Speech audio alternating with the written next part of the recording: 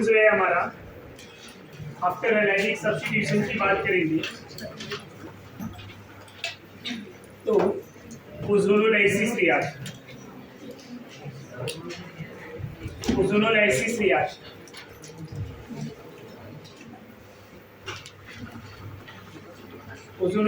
Reaction होता क्या है। सबसे पहले रिएजेंट क्या यूज करेंगे, which reagent are used in ozonolysis reaction. तो रिएजेंट की बात कर लेते हैं। रिएजेंट यहाँ पे ओजोन यूज करेंगे। ओजोनोलाइसिस बोला तो ओजोन O3 पहला रिएजेंट वही है। दूसरा सेकेंड स्टेप में हम यूज करेंगे यहाँ पे जिंक एंड वाटर। तब ये रिएक्शन जो होगा वो रिडक्टिव ओजोनोलाइसिस होगा। क्या होगा? Reductive ozonolysis. पहला स्टेप अगर सेम है ओजोन, दूसरे स्टेप में जिंक ना लेके ओनली वाटर ले लिया जाए, जिंक ना रहे ओनली वाटर है, तो उसको ऑक्सीडेटिव बोला जाएगा।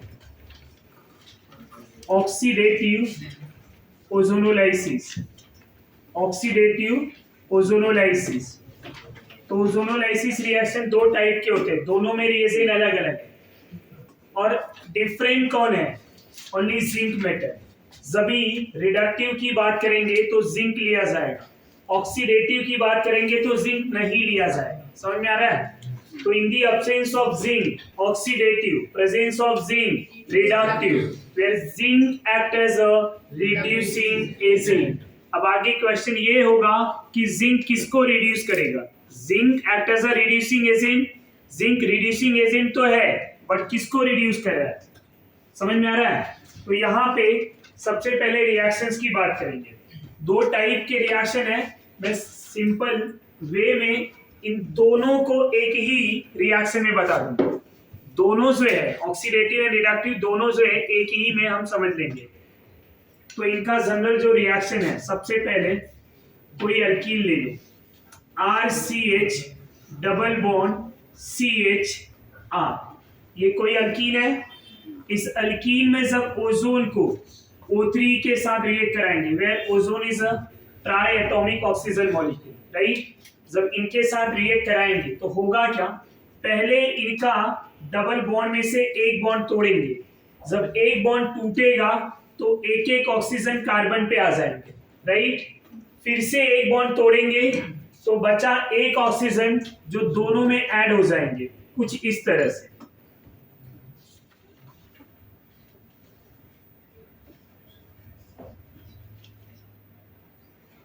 एक एक ऑक्सीजन दिया था, फिर एक यहाँ पे। अब इनके ऑक्सीजन की वैलेंसी जो होती है वो दो होती है, यहाँ एक एक ही बॉन्ड है, तो क्या करेंगे? आपस में बॉन्ड बना। समझ में आ रहा है? अब इस कॉम्प्लेक्स को बोला जाता है ओजोनॉइड कॉम्प्लेक्स। ओजोनॉइड कॉम्प्लेक्स। अब ये जो ओजोनॉइड कॉम्प्लेक्स है, इसको वाटर से रिएक्ट कराया जाएगा। जब हम वाटर से रिएक्ट कराएंगे, अब वाटर तो दोनों में है ना, ये वाला स्टेप तो दोनों में कॉमन है। जब वाटर से रिएक्ट कराएंगे तो होगा क्या? इस बॉन्ड को ब्रेक कर रहा हूं, वाटर HNOH के फॉर्म में होगा। H किधर जाना चाहिए? O के पास। क्यों? O माइनस है, H प्लस है, तो OH किधर जाएगा? CH के पास। सिमिलरली ये बॉन्ड भी तोड़ेंगे, H किधर जाएगा? O के पास, और OH CH के पास। ये पॉइंट क्लियर हो रहा है? दूसरा, ये भी बॉन्ड ब्रेक होगा। कौन सा वाला? ये ऑक्सीजन और कार्बन के बीच में, ये ऑक्सीजन एंड कार्बन के बीच में, तो इनको इस तरह से ब्रेक कर रहा हूं। समझ में आ रहा है? ये बॉन्ड यहां से ब्रेक हो गया, ये बॉन्ड यहां से ब्रेक हो गया। अब होंगे क्या? ये O है तो H इधर आएगा, OH इधर, H इधर आएगा, OH इधर। समझ में आ रहा है आपको? अब इधर क्या मिला? OH OH मतलब H2O2 हाइड्रोजन पेरोक्साइड। समझ में आ रहा है आपको? और इधर क्या बचा है? R CH, और एक ही कार्बन पे दो OH, इधर भी R CH, दो OH। अगर दोनों R सेम है तो मैं ऐसे लिख सकता हूं 2R CH OH OH plus H2O2।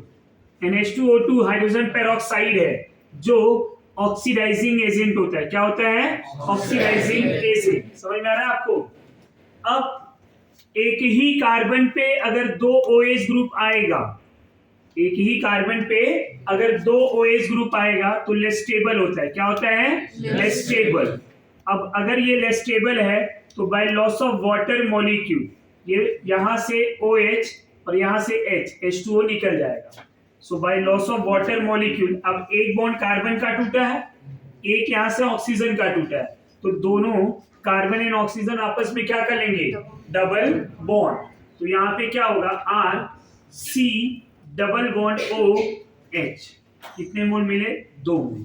ये कौन सा मोल है? एल्डिहाइड। ये समझ में आ रहा है? ये एल्डिहाइड अभी दोनों में मिलेंगे, चाहे रिडक्टिव हो या ऑक्सीडेटिव। अब यहां पे असली रोल आता है जिंक का। अगर मैं जिंक यूज करूंगा तो जिंक क्या करेगा? इस H2O2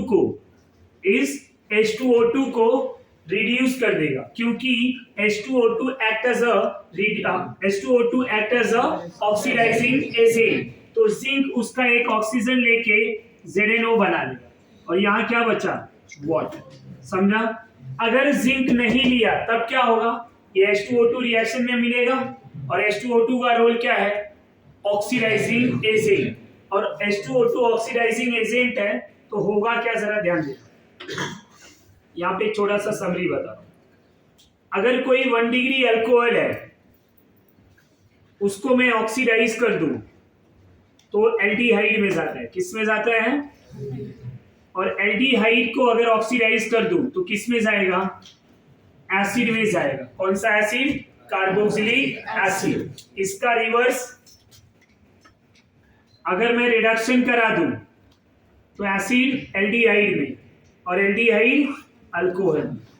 अब ये क्या बताना चाह रहा है कि अगर ये H2O2 ऑक्सीडाइजिंग एजेंट है और यहां पे प्रोडक्ट एल्डिहाइड मिला है, हमने जिंक नहीं लिया है, तो ये H2O2 क्या करेगा?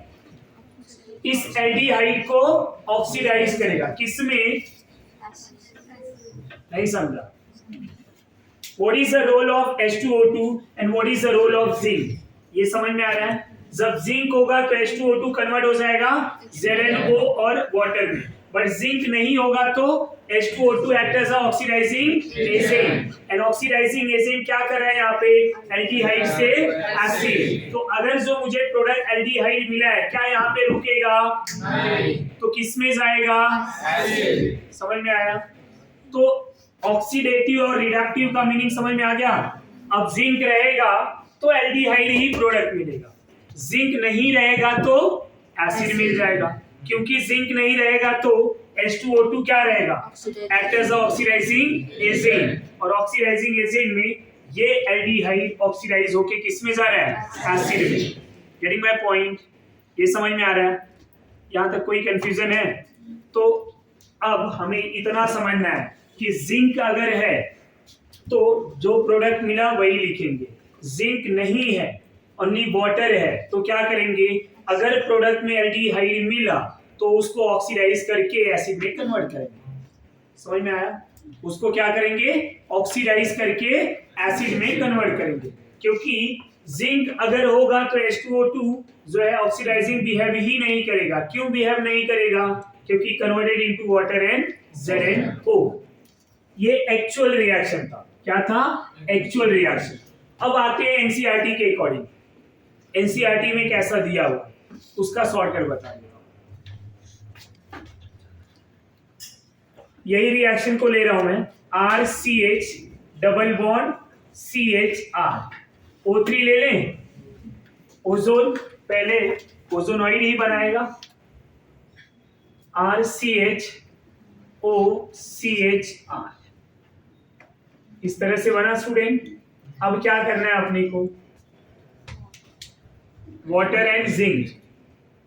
जनरली एनसीईआरटी में रिडक्टिव वाला ही बात हुई है और ऑक्सीडेटिव का बहुत रेयरली कहीं दिया है। तो हम दोनों का बात कर रहे हैं। अब यहाँ पे जिंक ले लिया तो कौन सा रिएक्शन है? रिडक्टिव। कौन सा है? रिडक्टिव। अब रिडक्टिव में क्या होगा स्टूडेंट? एनसीईआरटी ने ऐसे किया होगा, राइट? अब ये जो ऑक्सीजन है कहां जाएगा? जिंक के साथ, ZnO। अब समझने की बात है कि प्रोडक्ट कैसे मिलेगा।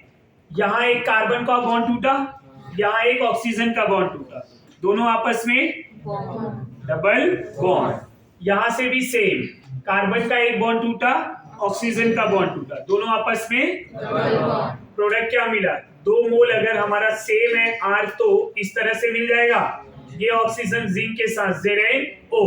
अब यहीं पे समझ लेते हैं, अगर ऑक्सीडेटिव हुआ तो ये जिंक नहीं रहेगा, तब ये ऑक्सीजन किधर आएगा? तो क्या बनाएगा? H2O2। अब H2O2 फिर से क्या करेगा? ऑक्सीडाइजिंग एजेंट, जो इस एल्डिहाइड को क्या करेगा? एसिड में। समझ में आ रहा है आपको? ये एनसीईआरटी बोलता है। और एक्चुअल कॉन्सेप्ट क्या है? वाटर का रोल क्या है? अगर इसके अकॉर्डिंग आंसर रहता तो मैं वाटर क्यों लिखूं? वाटर का कुछ तो रोल रहेगा। वाटर इस बॉन्ड को ब्रेक करता, वाटर इस बॉन्ड को ब्रेक करता, बाद में आपको H2O2 मिलता है। अगर जिंक है तो इस H2O2 को हम रिड्यूस करा के ZnO एंड वाटर में कन्वर्ट करते हैं। जिंक नहीं है तो ये ऑक्सीडाइजिंग भी है। ये समझ में आ रहा है आपको? यहां तक कोई डाउट? ये रिएक्शन समझा ना? अब यहीं पे जो R है उसको आप रिप्लेस करते हुए प्रोडक्ट लिखते जाएंगे। CH2 डबल बॉन्ड CH2, जब हम O3 लेंगे तो कोई भी प्रोडक्ट मिलेगा, यहाँ पे उसको हम जिंक एंड वाटर के साथ ट्रीट करेंगे तो फाइनल प्रोडक्ट आपको लिख पाएंगे हम CH3CH डबल बॉन्ड CH2।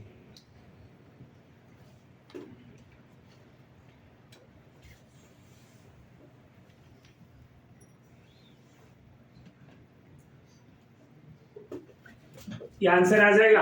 अब यहां पे समझेंगे, ये अल्कीन जो है सिमेट्रिक है, तो जो प्रोडक्ट मिलेगा 2 मोल सेम मिलेंगे। ये अल्कीन सिमेट्रिक है क्या? क्या यहाँ 2 मोल सेम मिलने वाले हैं? नहीं, यहाँ 2 डिफरेंट मोल ऑफ प्रोडक्ट मिलेंगे। समझ में आ रहा है आपको?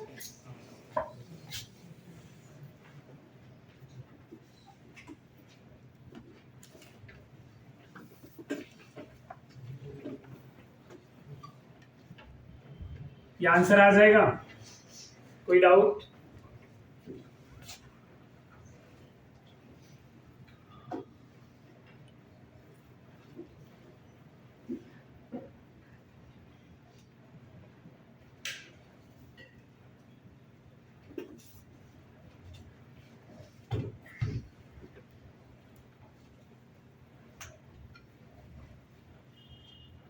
ये सब सॉल्व कर लेना है, कर पाएंगे हम?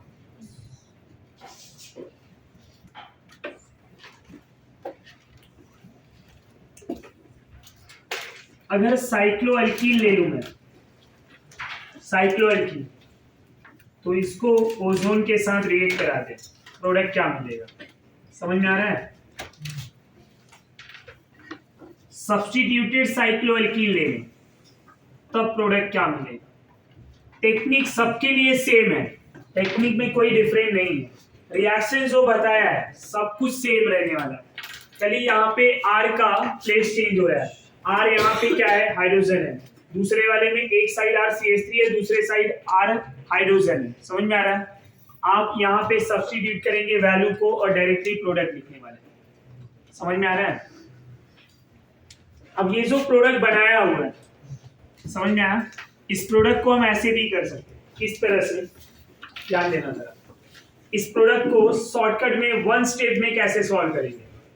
ये रिएक्शन है, राइट? इस बॉन्ड को तोड़ेंगे, ओवरऑल 2 ही ऑक्सीजन जोड़ रहे हैं ना, एक तो मैं जिंक के साथ दे रहा हूं। बॉन्ड को तोड़ेंगे, डबल बॉन्ड को, और ऑक्सीजन को जोड़ेंगे। अब यहां पे देखिए RCH, अब डबल बॉन्ड टूटा है तो डबल बॉन्ड ही आएगा, RCH डबल बॉन्ड O। समझ में आ रहा है? दोनों मोल सेम था तो 2 सेम मोल लिख दिया, आया ना? अब यहाँ पे अगर प्रोडक्ट की बात करूं मैं, क्या मिलना चाहिए product? CH2 double bond O and CH2 double bond O को आप क्या लिखेंगे? HC double bond OH which are known as formaldehyde. यही है ना CH2 डबल बॉन्ड O. अब अगर इसको यहां से तोड़ा तो प्रोडक्ट क्या मिलेगा? इधर एक ऑक्सीजन, इधर एक तो मिला फॉर्मेल्डिहाइड, दूसरा क्या मिल रहा है? एसिटाल्डिहाइड. कॉमन नेम में एसिटाल्डिहाइड. समझ में आ रहा है? कितना इजी रिएक्शन. पहले तो हमें प्रोसीजर समझना इंपॉर्टेंट है कि रिएक्शन क्या हो रहा है, क्योंकि अगर वो प्रोडक्ट ना पूछ के बाकी कुछ पूछ लिया तब क्या करेंगे आप? ये तो टेक्निक है ओनली फॉर प्रोडक्ट. बट अगर प्रोसेस पूछ दिया, what is the role of H2O पूछ दिया, जिंक का रोल क्या है, तब आप क्या करेंगे? तो इसलिए पूरा डिटेल आपको रिएक्शन आना जरूरी है. बाकी प्रोडक्ट तो आप इजीली वन स्टेप में ला सकते हैं, कुछ करना ही नहीं है. और आपको जब भी एग्जाम में दिया जाएगा तो ऐसा भी दे सकते हैं कि जैसे कोई एल्कीन ले लिया, राइट, कोई भी एल्कीन है, वहां पे ऐसा देगा O3 और इसी स्टेप में जिंक एंड वाटर भी ले लेंगे. मतलब directly write down final answer one step में. समझ में आ रहा है? तो ऐसे केसेस में आप डायरेक्टली फाइनल आंसर लिखेंगे. और फाइनल आंसर क्या लिखना है?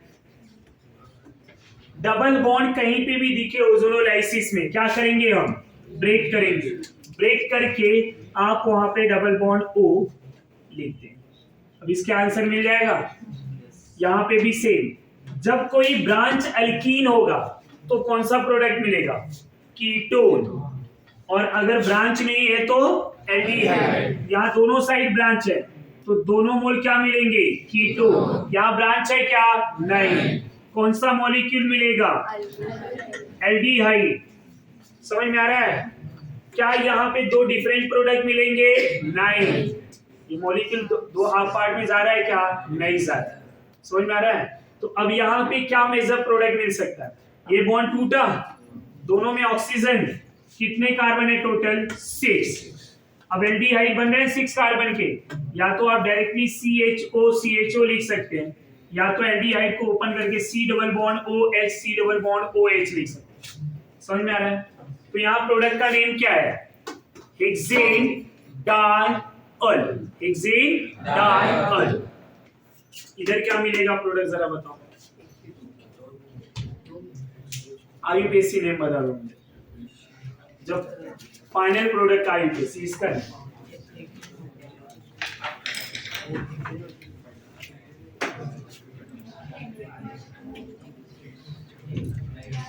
रफ पे ट्राई करो और आंसर बताओ क्या मिल रहा है.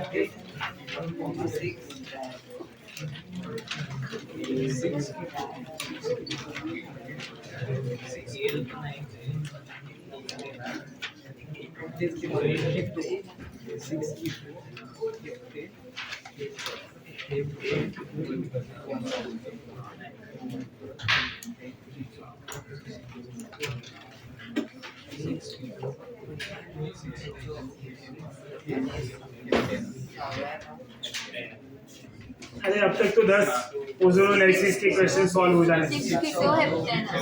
क्या आया? कीटो भी बोल सकते हैं, ऑक्सो भी बोल सकते हैं. तो क्या नेम होगा? 6 ऑक्सो हेक्सेन नहीं, हेप्टेनॉल. 7 कार्बन है ना, 6 पे ऑक्सो. आंसर क्या आया फाइनली? इस तरह से इधर है ना, और ये CHO. अब जरा नेमिंग करके देख लो. 1 2 3 4 5 6 7. 6 पे क्या है? ऑक्सो या कीटो. क्या लिखेंगे? 6 ऑक्सो हेप्टेनॉल. समझा? ये नेमिंग कर पाएंगे? इस रिएक्शंस का एप्लीकेशन क्या हो सकता है? इस रिएक्शंस का एप्लीकेशन क्या है? तो सोचेगा. इस रिएक्शन से हमें क्या पता चल सकता है?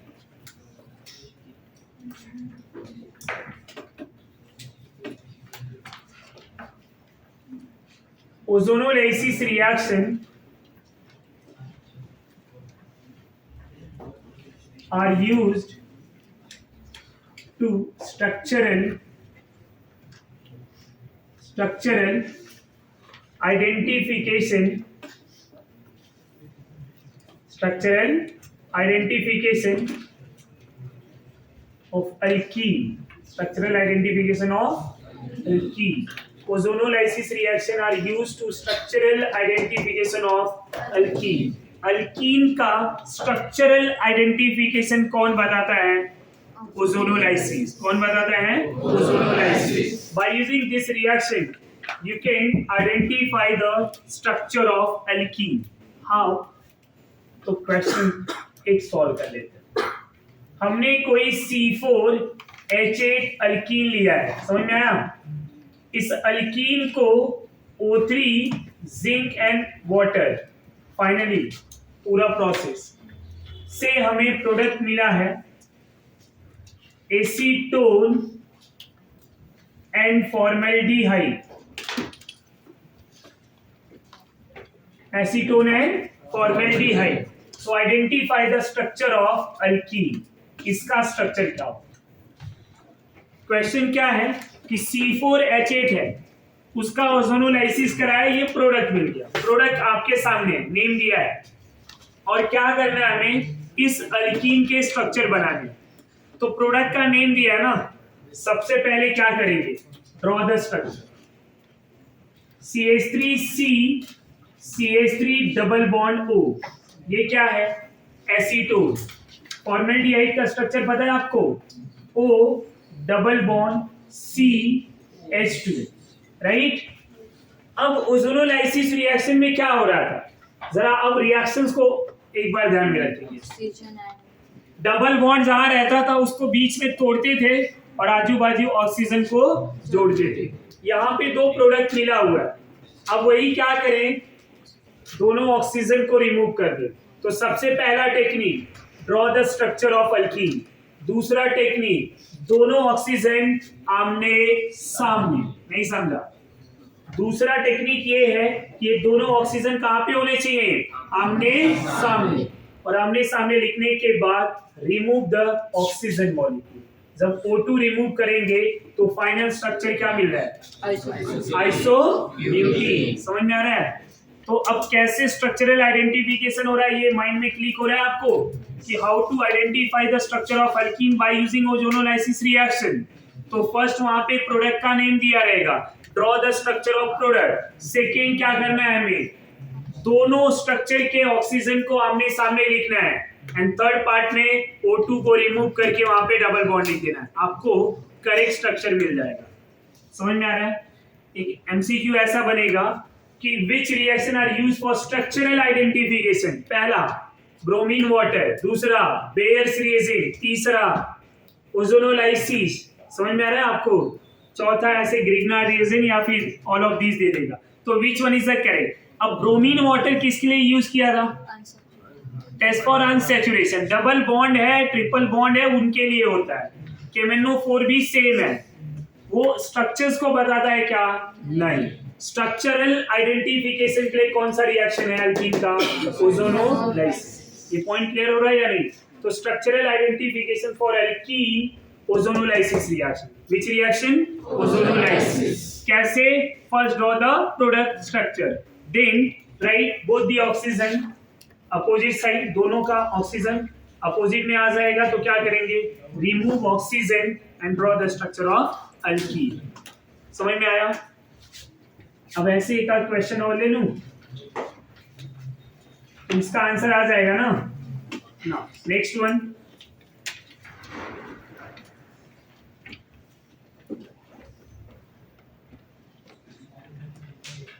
C6H12 ozonolysis, zinc and water. Product hexane dial. So what is the structure of alkene? बहुत इजी पूछ दिया है ना? कुछ ज्यादा इजी पूछ दिया है।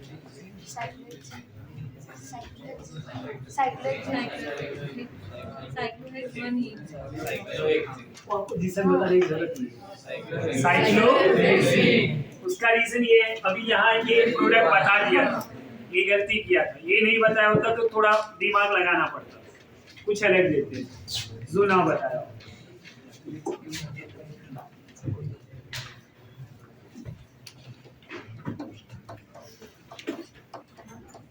C6H12, same reaction, product form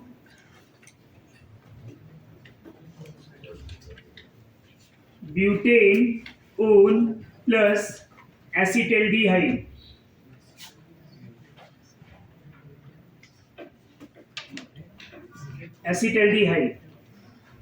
To find out the structure of alkene. Solve हो जाएंगे, क्या आ जाएगा? तो ये सॉल्व कर लो और ये कॉपी कर लो।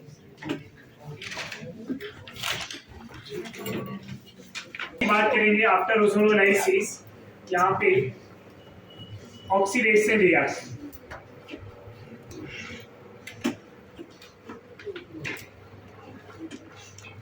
Oxidation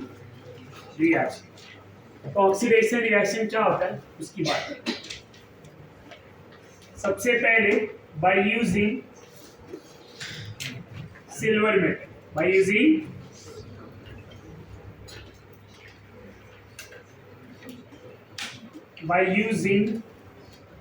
Ag metal, silver. जब किसी एल्कीन को, कोई भी एल्कीन है, उस एल्कीन को ऑक्सीजन के साथ रिएक्ट कराएंगे in the presence of Ag metal at 300 degree Celsius और 573 केल्विन टेम्परेचर। तो ये जो सिल्वर मेटल है इस एल्कीन को इपॉक्साइड में कन्वर्ट कर देगा। इसके पाई बॉन्ड टूटेंगे और इस तरह से कंपाउंड। तो यहाँ पे कितने ऑक्सीजन चाहिए? हाफ। या तो यहाँ हाफ लिख दीजिए, या तो इसको 2 मोल और इसको 2 मोल।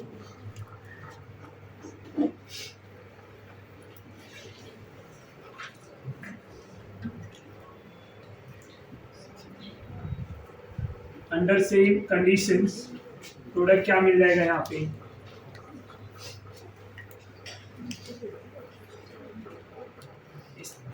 समझ में आ रहा है आपको? तो एक तो ये रिएक्शन का, दूसरा by using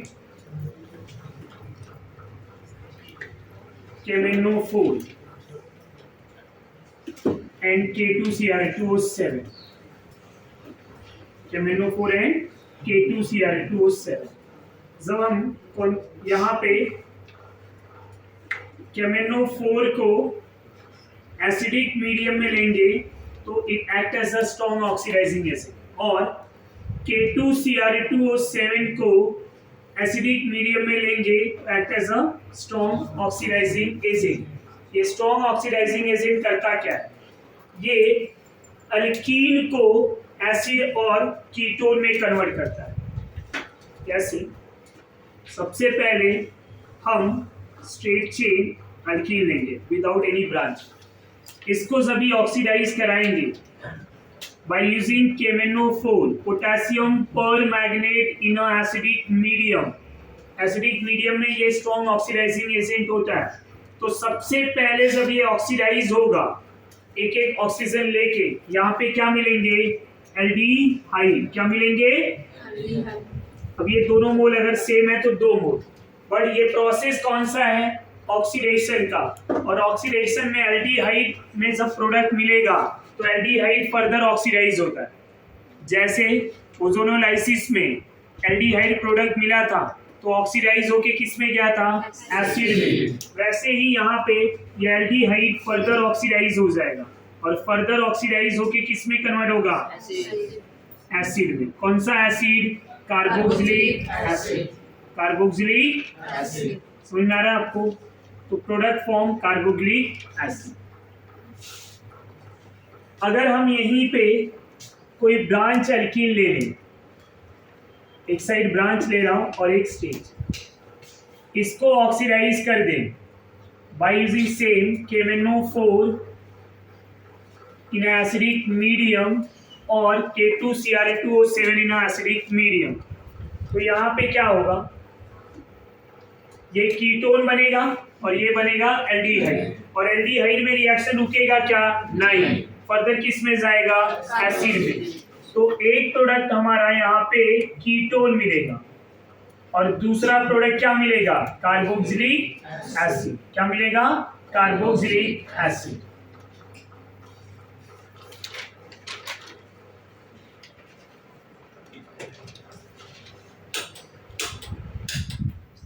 ketone and carboxylic acid.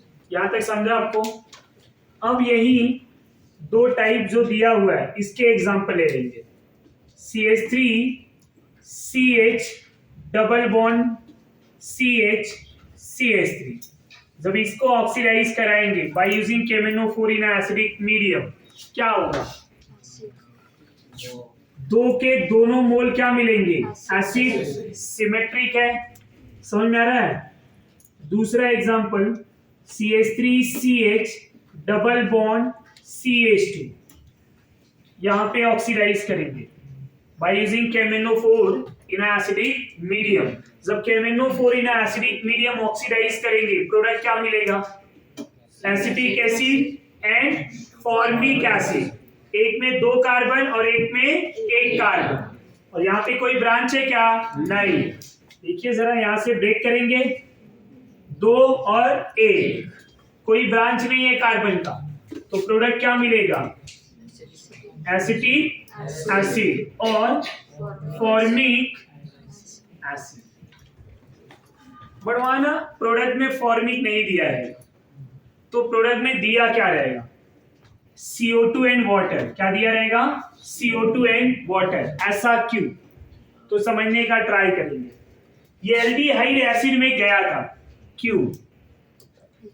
क्योंकि एल्डिहाइड के कार्बोनिल कार्बन के पास हाइड्रोजन अटैच था, इजिली ऑक्सीडाइज हो गया।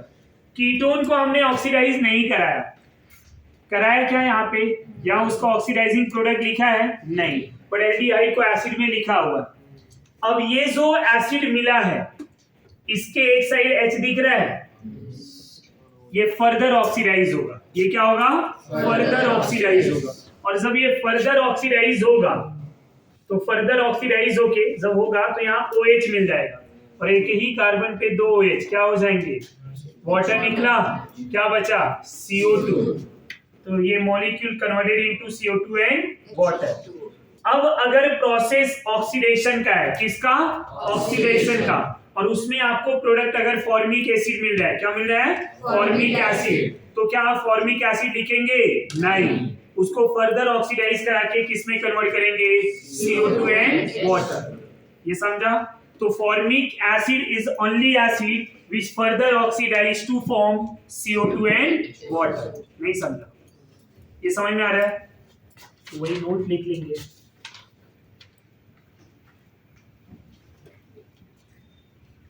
Formic acid is only acid which further oxidize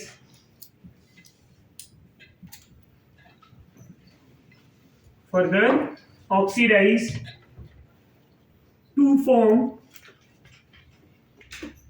CO2 and water. To form CO2 and water. Formic acid is only acid which further oxidize to form CO2 and water। समझ में आ रहा है आपको? तो इसका product final क्या होगा?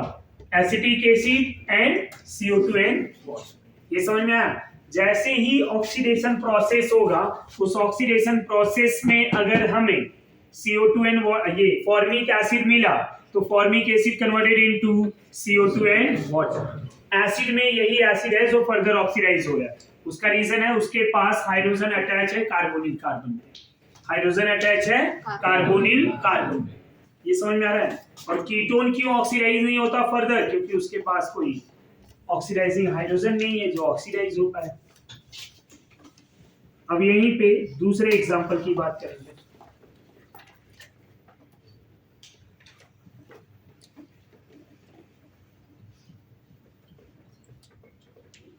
Light चली गई है क्या?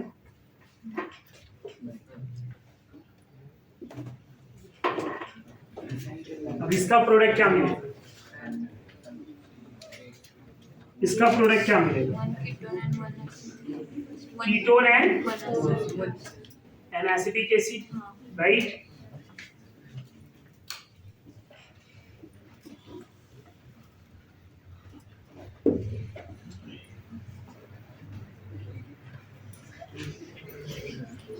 इसका भी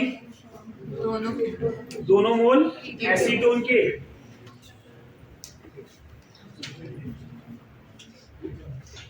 साइक्लिक रिंग अगर ले लूं मैं,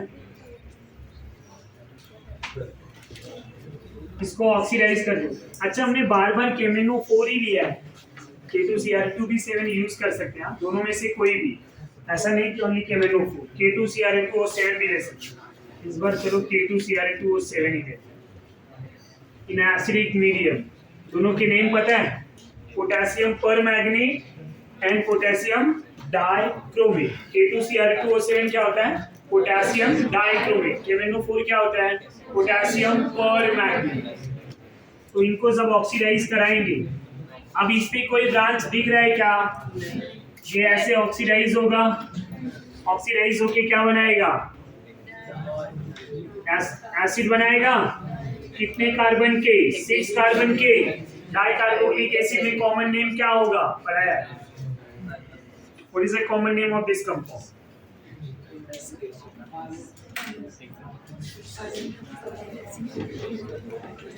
कॉमन नेम क्या है, 6 कार्बन के लिए common name dicarbonic acid.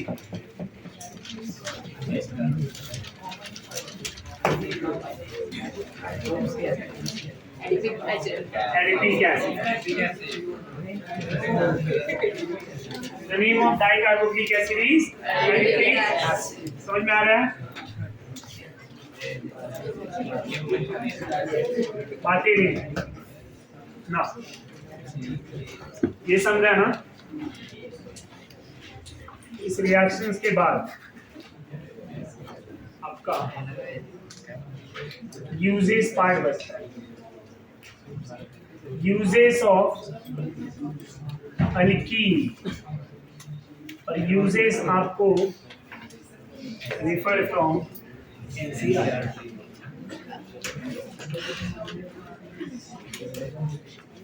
Uses वहां से रिफर कर लेना। तो ये चैप्टर एल्कीन का आपका कंप्लीट हो जाता है, यही। अब इसके बाद जो डिस्कस करेंगे वो अल्काइन होगा। इसके बाद जो चैप्टर होगा वो अल्काइन।